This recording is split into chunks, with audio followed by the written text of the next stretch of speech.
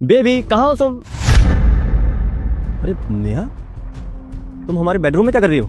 जीजा जी मैं तो बस आपका ही वेट कर रही थी। मेरा इंतजार तो तुम बाहर बैठकर भी कर सकते थे। तुम्हारी दीदी कहाँ है? दीदी तो मार्केट गई है। उन्होंने मुझे कहा है कि उनकी एब्सेंस में मैं आपका ख्याल रखूं। ओके, कोई बात नहीं। अगर बेडरूम में आ भी गई तो क्या तुम मेरे लिए चाय बना सकती हो? चाय को छोड़ो ना जीजा जी, चलो ना मैं आपका मूड बनाती हूँ। ये क्या बकवास कर रही हो तुम?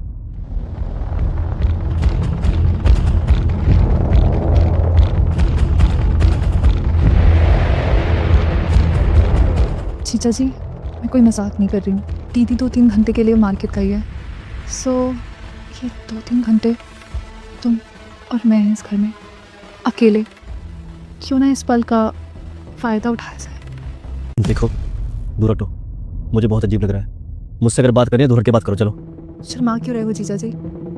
आप मुझे दीदी ही समझो। ऐसे कैसे समझूं मैं? तुम में और तुम्हारी दीदी में बहुत फर्क है। वो मेरी वाइफ है और तुम मेरी साली। तो साली तो आधे घर वाली होती है ना। देखो, तुम्हारे साथ मेरा जो रिश्ता है ना, उस हिसाब से मैं तुम्हारी इज्जत करता हूँ। और जो रिश्ता मेरा तुम्हारी दीदी के साथ है, वो मेरी वाइफ है, उस हिसाब से मैं उसकी इज्जत करता हूँ, उसे हक देता हूँ। प्लीज दूर हटो। छोड़ो ना जीजा जी, आओ ना मेरे पास, आओ ना। हटो पीछे, दूर हटो। रुको, अभी तुम्हारी बहन को कॉल करता हूँ, बताता हूँ उसे तुम्हारे बारे में कि पीठ के पीछे तुम कैसी कैसी हरकतें करती हो मेरे साथ। रुको, करता हूँ मैं कॉल। अभी कॉल करने की कोई जरूरत नहीं है। तुम यहाँ? तुमने देखा कि तुम्हारी बहन कैसी हरकतें कर रही थी मेरे साथ? मुझे पता है, मैंने इसे बोला था ये सब करने के लिए। तुमने भला इसे ऐसा करने के लिए क्यों कहा? तुम्हें पता है मैंने इसे क्यों बुलाया था? तुम्हारा ख्याल रखने के लिए। क्योंकि मैं ऑफिस के काम से कुछ दिन के लिए बाहर जा रही थी, तो तुम्हारा ख्याल रखने के लिए कोई होना तो चाहिए ना। तो जैसे मैंने इसे बोला कि मेरे पीछे से अपने जीजू का ख्याल रखियो, तो इसे डर लग रहा था। इसे लगा कि कहीं तुम इससे गलत फ़ायदा ना उठा लो। तो मैंने इसे बोला कि तेरे जीजू ऐसे नहीं है, मुझे तो आप पे पूरा भरोसा है कि आप कभी ऐसा काम कर ही नहीं सकते। इससे तुम पे यकीन नहीं हो रहा था, इसलिए मैंने इसे बोला कि अगर तुझे यकीन नहीं है तो तू एक काम कर, इस तरह से अपने जीजू का टेस्ट ले ले। और उसने वही किया, और देखिए ना, आप इस टेस्ट में पास हो गए। अब तो तुझे भरोसा है ना जीजू पे? और हाँ, प्लीज़ आप मुझे माफ़ कर देना।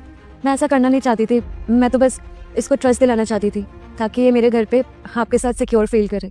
कोई बात नहीं। तुम्हें एक बात बताओ, मुझे फर्क ही नहीं पड़ता कि लोग मेरे बारे में क्या सोचते हैं, क्या कहते हैं। अगर तुम इसे मेरे पास छोड़ के जाती ना और पीछे से ये मेरे बारे में गलत बोलती, तो मुझे इंतजार होता तुम्हारे फैसले का कि तुम मेरे बारे में क्या सोचती हो। मुझे फर्क सिर्फ इस बात का पड़ता है, और किसी का मुझे फर्क पड़ता है नहीं। आई एम सॉरी जीजा जी, मैंने आपको ऐसा। रुक जा मेरे बेटे, मैं तुझे आशीर्वाद देती हूँ कि नए साल के अंदर तुम बहुत बड़ा धनवान व्यक्ति बनेगा और तेरी कोई सी भी 3 मांगे अवश्य पूरी होकर रहेगी। बेटा, तुम भी मेरे सच्चे भक्त हो, तो इस भले इंसान की वीडियो को लाइक सब्सक्राइब करना ना भूले और अपने 2 सच्चे मित्र को शेयर करना। तथास्तु मेरे बेटे।